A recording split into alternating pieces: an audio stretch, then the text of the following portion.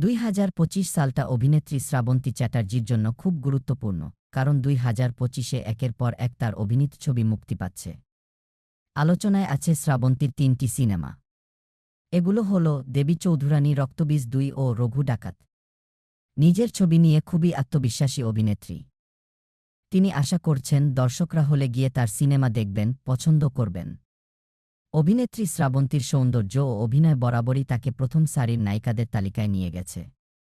বহু বছর ধরেই নিজের এই জায়গা ধরে রেখেছেন তিনি। অভিনয় নিয়ে কোনো রাগঠাক রাখেন না। নায়িকার চরিত্র হোক বা আইটেম গান, সব জায়গাতেই চেষ্টা করেন সেরাটা দেওয়ার। খুব অল্প বয়সেই মা হয়েছেন শ্রাবন্তী। এরপর স্বামীর সঙ্গে বিচ্ছেদও ঘটেছে। তবুও থেমে থাকেননি অভিনেত্রী। সিঙ্গেল মাদার হিসেবেই ছেলেকে বড় করেছেন।